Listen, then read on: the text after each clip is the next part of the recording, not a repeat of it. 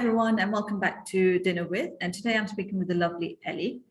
She'll give a little bit intro of who she is and what she does. She's going to actually be able to help and give some insight to students who are starting university this year. So especially for the new students going into their first year from college, it's quite a big transition. I think I recall my own transition, and it's quite intense because there's a lot of different things that you have to deal with. And then having to study as well. So that's what we'll touch on. And as always, we're going to talk about food.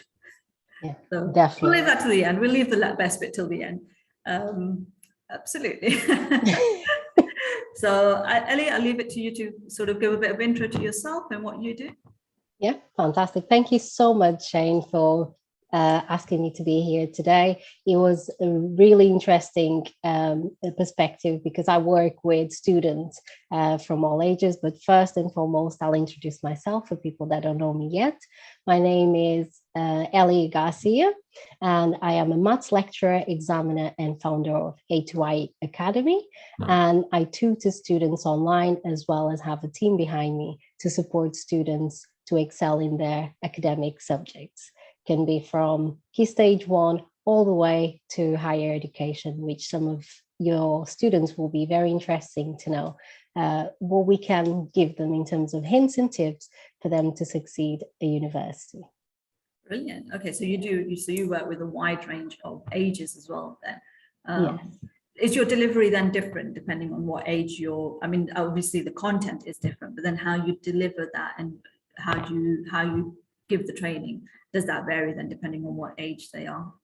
Absolutely. We're talking about different age groups, and some of them require a bit more attention because they need to achieve a certain grade to actually go either into college or university. So they are looking at grade value. Some of them are quite confident with their grades and they just want to maintain and be challenged, where within the classroom sometimes they don't have that opportunity. Yeah. Because obviously of big numbers. And obviously going to university, they need a different type of approach, and everything we do is very personalized. Because every student is completely different. So we need to personalize according to that small group or according to individual students. Especially at university level, the needs are completely different. So we need to look at different specs, these different syllabi. So all that comes into play when we discuss with the student first. Yeah. So it's really important to personalize and not see it as one fits all. So yeah, definitely, it's completely different. Absolutely. Okay. And how long have you been doing this then? For 7 years, teaching online. Okay. Oh, teaching online? And online and offline as well. So I started by doing a trial with different companies. And then when I set up Anywhere Academy International, I decided to make it as personalized as possible. So that was 5 years ago. Okay. But how did you find the online delivery? Because obviously up until last year, even doing virtual meetings was uncommon. So for the fact that you've been doing your training online since then, that's brilliant. How was that first received then?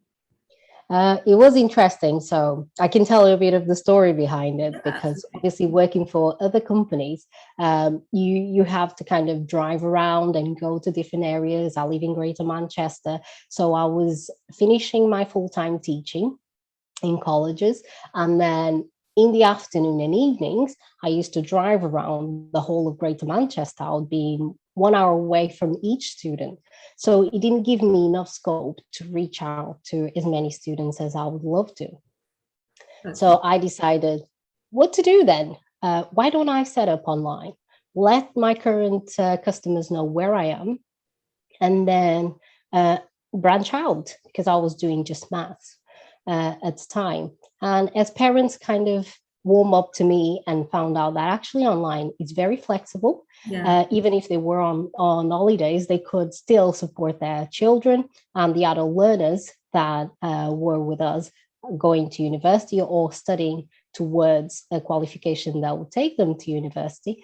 They decided, you know what, this is perfect. Could you find me an English tutor? Could you find me a science tutor? And then he started building from there quite quickly Yeah. and branching out from young students all the way to the adult learners. Yeah. So yeah, that's how we started. And Any of the going challenges? Oh, sorry. and going to the online, it's funny because yes, last year was when everybody decided to go online because there was not many options, Yeah. and I felt very comfortable, obviously, because I just carried on from there. But the funny part was that although I had a wealth of knowledge and everything else, everyone was jumping onto Zoom. I was already using Teams, and then I jumped onto Zoom because Zoom evolved immensely. Yeah. So it's bringing. I'm probably promoting some of them, but. I think it's done it itself anyway. I think COVID has done that for it. Definitely. And I felt very comfortable because we already had the resources. We expanded more on the adult learners, especially non-English speakers, because going to university, the key is speaking correctly, make sure you're writing the appropriate academic standards that is required in UK. So I kind of been supporting more adults that are going back into education. So I thought, you know what, I'm not doing anything different. I'm just expanding. So for me, it was really, really easy to just carry on. Yeah. Yeah, I guess that's the thing, isn't it? It's just natural. And whether it's Zoom or whether it's Teams or whatever system you're using, it's quite. So I've used a lot of Skype. So Skype. in one of my roles, we used Skype, and that was because Teams hadn't really Skype was really the main communication and video tool on the market at the time. But actually, one of the key things I remember was we'd very rarely have the video on. It was either chat or then voice. But I think I've actually seen that change as a result of COVID, where a lot more people are now having their videos on, and they're more comfortable with it as well, I think. But that was just internal. At that time, the company I was working for was using it internally. So I think just between us, I don't know what it was. We just never had our videos on. And this is where things can change dramatically. I have the same, my students, the standards is, if you have the camera on, one, I know you engaged. Yes. The other one is we need that human interaction. And during COVID, I think it was more necessary to have that human interaction where you don't see people on a daily basis besides your household. Yeah. So for my students, I'll always mention it's important to connect. Some of them are from Cambridge, some of them are from Portugal, some of them are from Spain. So they are not in a location that I can quickly say, I'll pay a visit one day. And so that human interaction is really, really important. So cameras on, eye contact, engaging, being present. And this goes for university students. When I studied before at Bolton University, the first thing was camera on, because I want to be able to kind of grab the attention of the lecturer.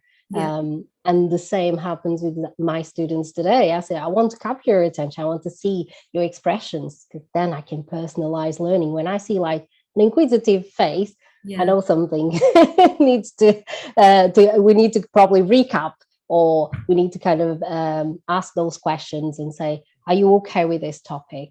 And carry on.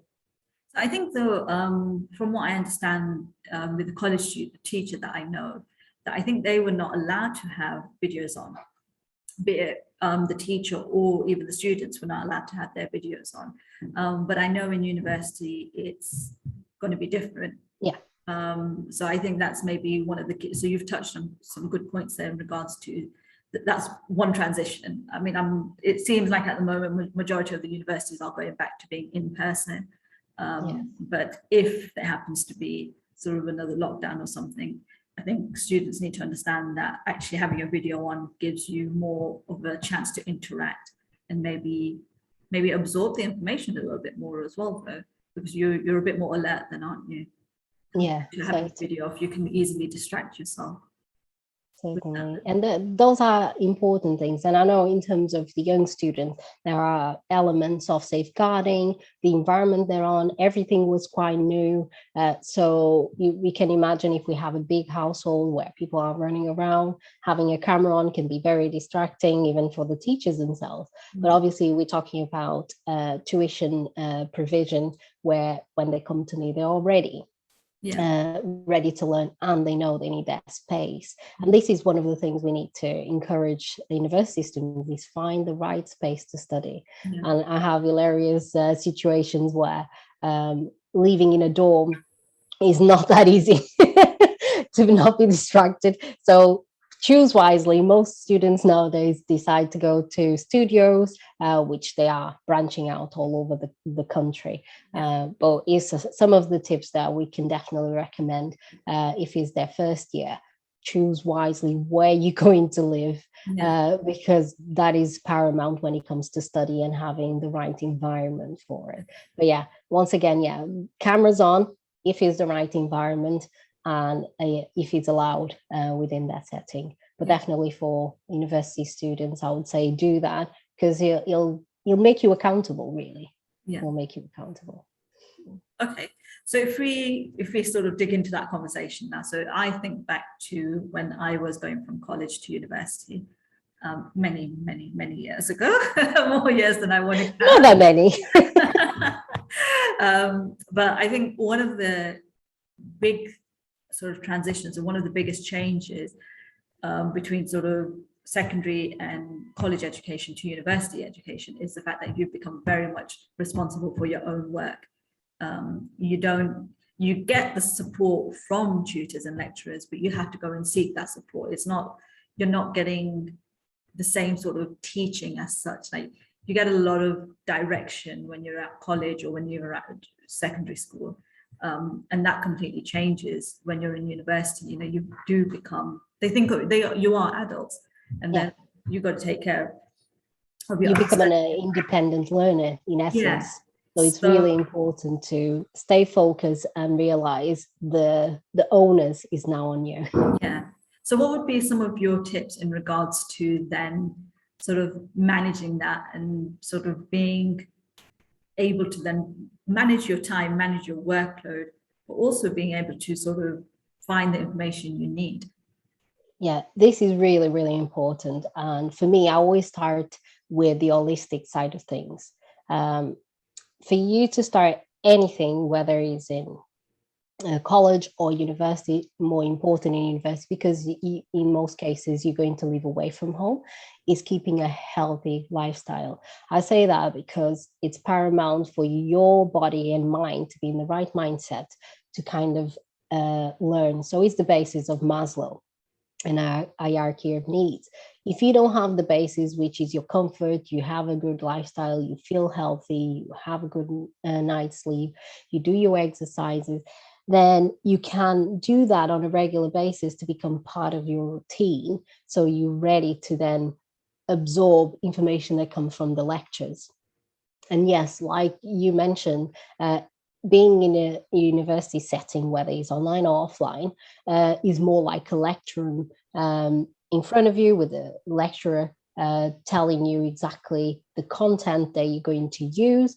Sometimes you get a bit of interaction, but you can imagine if you have a massive group there, they cannot interact with every student. And in most cases, they get guests where there's not much interaction, and you there to absorb their information and see how you can then transfer those skills.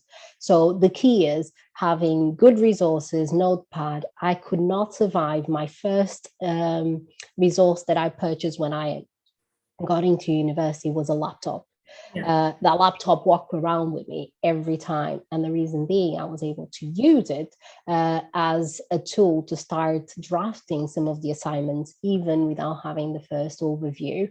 I would start drafting based on what I was hearing, books recommendations. I would do a quick research. I would type in, I would look where I could find resources that could help me during the lecture. So it's very important. So we're probably obviously adding more hints here, but key number one for me is healthy lifestyle and get ready to learn. Yes. Okay. It's interesting you say that, because I think I don't recall any students in my group or my year having laptops. Because I think that I'm actually trying to picture like some of my lectures and looking around, and I don't remember anybody having a laptop. I was very unique, I must say. Yeah, I had but a I think it's few. also, it shows my age a little bit. Oh, I don't want to show my age, but I can tell you now that Yeah, that was I could see that was a discrepancy in terms of resources that I use and my colleagues use. Hence why when I started teaching online, it was novelty for yeah, many of my colleagues in teaching and learning. They thought, I don't think that works. yeah, But there is some elements of writing that is important. My laptop had the pen, as I do at the moment. I have the pen okay, for this laptop. yeah, And it's very important for us to have the resources that we can still take some of the traditional techniques, because writing is an important skill that helps you engrave that information that you're yeah, learning. And for me, it was something to remember, because the pen, it is like a wand to me. yeah. Yeah, no, So because all, I yeah. think nowadays it's so common for students to have a laptop. Like I'd gone back to studying after many years, and Yeah. I was one of the few who still was writing by hand. And but I think it's because yeah, because I actually really believe that actually by writing I was absorbing it more, and I felt like I was listening more and like recapping it more in my mind while I was writing it. Whereas typing, I felt like I wasn't paying enough attention to the lecturer, and sort of then I was too busy trying to think about what I was writing and not actually the con. So but I think it's partly, obviously what works well for you, but then also sort of, what generation you've been brought up in as well. I think like Definitely. the kids going into university now, laptops and iPads and phones and stuff have been a big part of their sort of Their teen life. years and growing up, that it's second nature to them. I would love to say my age, I won't, but I'll avoid that one. Uh, not that I mind, but I'll avoid. Um, but one of the things is curious that you said that. But I think I was the first generation when the first MS-DOS came about. I was very curious with technology at Yeah, earlier stage, and I was able to enter programs where some of my peers were not able to. yeah, So for me, technology is part of my life from the day that we started seeing the first computers being commercialized. yeah, Uh, Hence why for me became second nature. But obviously, we're now in that generation where majority of people would have laptops, yeah, but they realize the power of having a pen, and most of them have touch screens with a pen yeah, accessible to them. So that'll be I think, the best resource to have, yeah, because one, the data is already saved straight away onto the laptop. You have already formalized some form of content that you can use afterwards for your assignments. yeah. And it makes it easier then to kind of take you to the next level if you want to succeed as well. University speed and time saving. Yeah, definitely. Okay, great. That's really helpful. I'm sure the students are going to really find that useful as well. Although I'm sure part of it's going to be like, oh, it's new, it's Freshers Week, we've got a party. Who wants to think about studying? Oh yeah, the first few months it's all new. Yeah, And I don't know all about you, but exciting, isn't it? it's all new, and you want to know what's going to happen, or you can be very shy. So we have different types of students. So let's think about introverts and extroverts, and I think the message should go across to both, especially because I know that I was very extrovert in my family and friends environment. When it came to come to university, for me was quite new, because a bit of background. My first background was in fashion design in Okay. Portugal, in Lisbon, where I studied for 3 years. And I didn't take that on board. I always wanted to be in education afterwards, and I wanted to teach fashion design. And when I started thinking about pathways, I always been very good at maths, and I wanted to explore that side. So I ended up doing business with finance. And that kind of brought me into light that, wait a second, I actually love what I do. So numbers always been very close to me. Yeah. So for me, coming from a background of fashion design, I was able to kind of be introvert because we needed to create, and be in your own zone, because sometimes you don't want interference of creations of your colleagues. So you can be kind of hidden away. Yeah. When you go to an environment where it's more business-like, and you have to communicate and gather ideas, you need to be not extrovert, but you need to create your own community. Yeah. And that is paramount. Once you create your own community, which is another hint that I believe most students should do, is get to know your colleagues the first few weeks. I would say first month, get to know them, and then come together, the ones that you think will work well with you, and create your own study groups. Yeah. Those will be like essential. And I wouldn't survive university years without having that community. So either you introvert or extrovert, find a few introverts that can work together, find extroverts that can work together, but bring that synergy, because it helped me immensely, finding people that had the same ethic in terms of work. You know, there's always someone that will laze you out, by the way, could be you.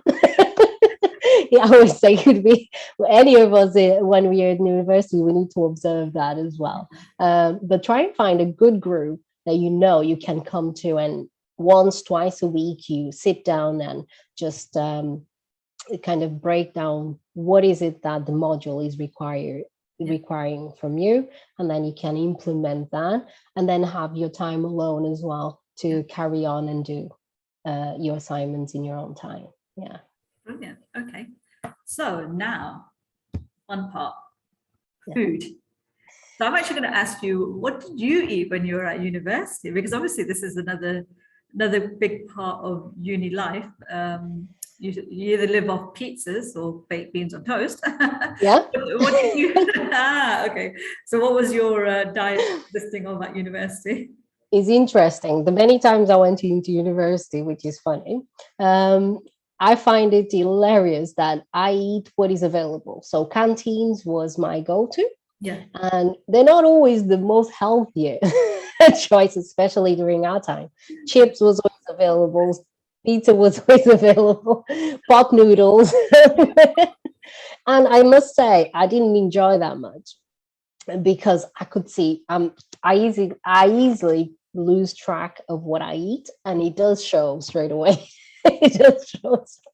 So as a student, the healthy side, so hence why I can advise today, the healthy side is, please try and make the right choices. Food prepping, if you are in a studio or in a dorm, food prep so you're ready for the day ahead, or make the right choices, because now there's a wealth of opportunities out there. And I can say, hands on my heart, if it wasn't for Shane's Dining this year, beginning of the year, I just wanted to focus on business, for instance. Same applies for university students.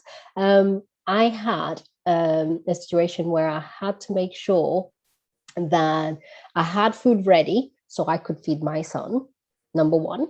Number two, so I could feed myself and not think too much about cooking, the time consuming of cooking. But I knew I was having healthy and awesome food, and very tasty. So for me, it was a great combination. I don't cook that well, so what you were sending to us was phenomenal. And it is a must. I would say, yes, if I could have a chef here 24/7, that would be the option. But the better option is dining, definitely. Thank you. Thank you. So what's one of your go-to cooking dishes now then?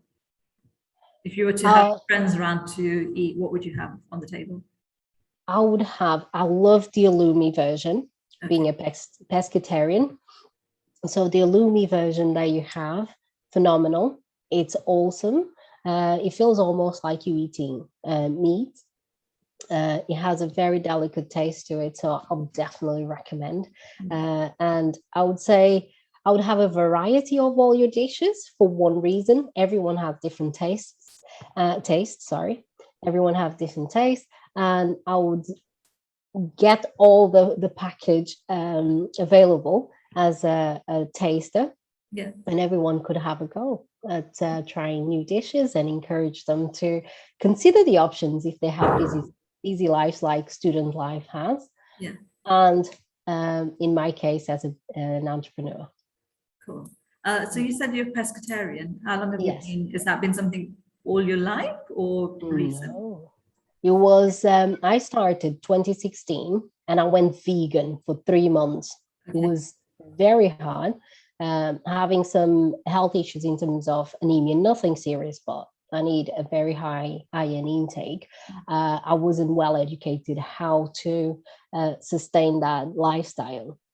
And I miss something because being from a Mediterranean country, Mm. I always had that need to have fish and seafood, and I wasn't able to remove those from the platter. So coming down to 4 years on, and then I decided, you know what, I'll add the fish, I'll add the dairy, Yeah. not in great quantity, because I have also intolerance to dairy products, so I can see bloating and everything. So again, looking after my health, I reduce as much as I can, but I'll have every now and then I'll have my cheeses and milk and Yeah. so on. And I introduced the milk is the, as we know, plant-based milk Yeah. most of the time, but I'm not fussed. I'm not a strict pescatarian, Okay. so it's just health reasons to Yeah. maintain a healthy lifestyle. Okay. Brilliant. Okay. Cool. All right. Well, thank you very much for your time and for your tips and info for the students. I'm sure they'll find it really helpful. Details to contact Ellie will be on the description. If you want some support with your transition into university with your studies, reach out to Ellie. I'm sure you'll be more than happy to help them and guide them. And look forward to seeing you or watching. Look ahead. Okay. Yeah, fantastic. Yeah. Yeah. So yeah, please keep your eye out for the next dinner with conversation. If there's anybody you think we should talk to, give us a shout. Maybe you want to join us on the conversation, let us know. And any topic.